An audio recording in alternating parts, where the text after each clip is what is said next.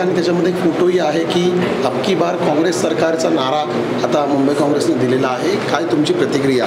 मुंबई काँग्रेसची बौद्धिक दिवाळखोरी स्पष्ट दिसते आहे. ना त्यांच्याकडे कार्यक्रम आहे, ना धोरण आहे, ना जनतेसमोर घेऊन जाणारी कामं आहेत. मग अशा परिस्थितीत काय करायचं तर दुसऱ्याचं चोरी करायचं.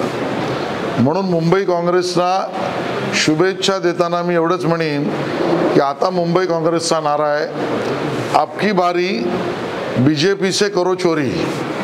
आणि आता आमचा नाराही चोरी करायचा आपकी बार. या पद्धतीमध्ये मुंबई काँग्रेसची अवस्था आहे. ती राष्ट्रीय स्तरावरही तीच आहे. आणि त्यामुळे पूर्ण मुंबई काँग्रेसला या निवडणुकीत मुंबईमध्ये 0 जागा मिळतील, यापेक्षा दुसरं काही होणार नाही. सर, तुम्ही बहुरूपी म्हणून आज ट्विट करून उभाटा गटावरती टीका केलेली आहे. मात्र दुसरीकडे उद्धव ठाकरेंनी आता मावळमध्ये सभा घेतलेली आहे आणि त्या ठिकाणी सांगत आहेत की सर्वात मोठा खोटारडा पक्ष जर कुठला असेल तर तो भाजप आहे. संकटात ज्यांना आम्ही मदत केलं परंतु त्यांनीच आमचा पक्ष फोडण्याचा प्रयत्न केला असंही त्यांनी म्हटलं. कदाचित उद्धवजी त्यावेळेला राजकारणात किती माहिती ठेवत होते मला माहीत नाही, पण उद्धवजींनी जर हा विषय काढलाच असेल, संकटामध्ये मदत करणारा कोण आणि कोणी केली आणि खरा मित्र कोण, तर उद्धवजींनी या प्रश्नाचं उत्तर द्यायचं.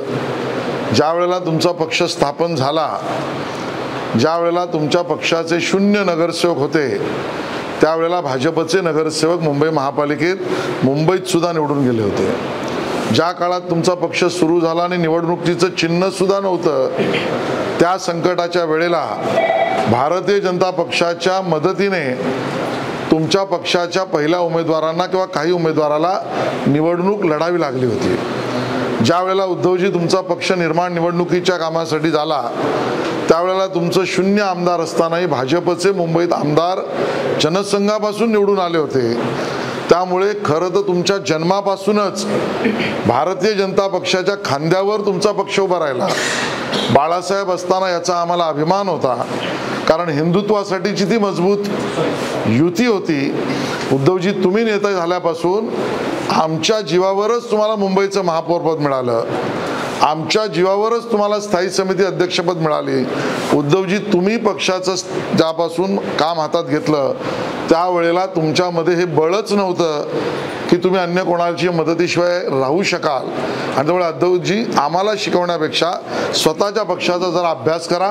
आजही तुम्ही निवडणुकीत उभे राहताय तर 12 पगड पक्षांना त्यांच्या बळावर उभे राहताय.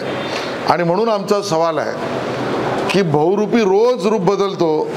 उद्धवजी, तुमच्या पक्षाचंही हेच झालं आहे. कधी तुम्ही याकूब मेमनचं थडगं सजवणाऱ्या लोकांशी सलगी करता, कधी तुम्ही प्रभू श्रीरामाला कल्पना आहे असं म्हणणाऱ्या काँग्रेसशी मैत्री करता, कधी तुम्ही त्या ठिकाणी भारत तेरे तुकडे हो हजार इंशाल्लाह असं म्हणणाऱ्या लोकांबरोबर पंक्तीत बसता, कधी तुम्ही मराठी मुस्लिमचा नारा देऊन त्या ठिकाणी स्वतःची जागा शोधायचा प्रयत्न करता.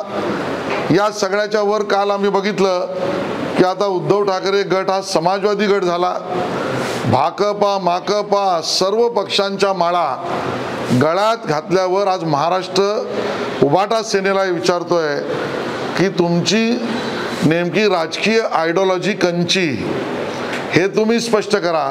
आणि म्हणून आयडिओलॉजी से पार अशा पद्धतीचा हा तुमचा कारभार आता जनतेला बहुरूपी म्हणून तुम्ही प्रसिद्ध झालेला आहात. कल्पोकल्पित गोष्टी आहेत, तिढा कुठलाही नाही.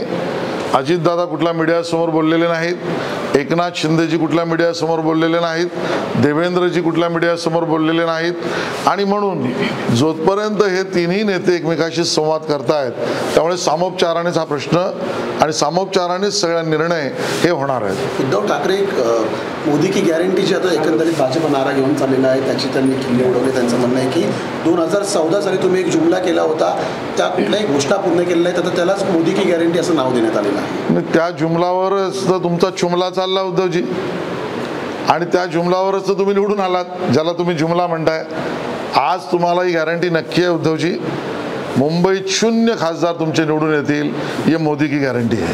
तर सुप्रीम कोर्टमध्ये एक महत्त्वाचा निर्णय आलेला 7 बेंचच्या खंडपीठाने नरसिंह रावच्या खटला जो निर्णय झाला होता नोट फॉर वोटसाठीचा, त्याच्यामध्ये आता लोकप्रतिनिधींना यापुढे राजकोटसाठी संरक्षण मिळणार नाही आहे. लोकप्रतिनिधींसाठी धक्का मानता येईल. राजकोट सरांनी एक पत्र जे ते ट्विट केलेलं आहे त्यात त्यांना सुरक्षा व्यवस्था पुरवावी अशी मागणी जे मुख्यमंत्री आणि उपमुख्यमंत्री स्थानिक पातळीवरती धमक्या येत आहेत मित्रपक्षांना. मला वाटतं त्यांचा तो अधिकार आहे.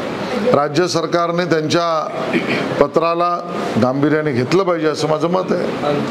सर, मनोज जरांगेंनी शपथ गाव अभियानात शपथ सुरू केलेली आहे की जे आमदार किंवा लोकप्रतिनिधी त्यांच्या बाजूने उभे राहणार नाही मराठा, त्यांच्या विरोधात मतदान करण्याची तयारीची शपथ जी आहे ती आता घ्यायला सुरुवात आहे. मराठा समाजाची मागणी, मराठा समाजाच्या आरक्षणाची भूमिका, मराठा समाजासाठी मनोज जरांगे यांनी केलेलं नेतृत्व या तिन्ही बाबत भाजप सकारात्मकच आहे. पण मनोज जरांगे पाटील यांच्या रूपाने अन्य कोणी त्यांच्या मागणा कोणी राजकारण करत असेल तर राजकारण करणाऱ्या त्या मागच्या पक्षाला आणि व्यक्तीला चारी मुंड्याचित करण्याची शपथ आम्ही घेतलेली आहे. महानंद राष्ट्रीय सरकारने आणि अजित पवारांनी अशी प्रतिक्रिया दिलेली आहे की जर राज्यातील कुठलाही दूध संघ जर त्यांनी चालवायला पुढाकार घेतला तर आम्ही तो राज्यामध्येच देऊ चालवण्यासाठी. कशा प्रकारे बघता या? चांगली भूमिका आहे. अजितदादाने घेतलेल्या भूमिकेवर सरकारचं तेच मत आहे. सर, उत्तर मध्य मुंबई लोकसभेच्या जागांसाठी परागळवणी यांनी उत्तर दिलंय. ठीक, थँक्यू.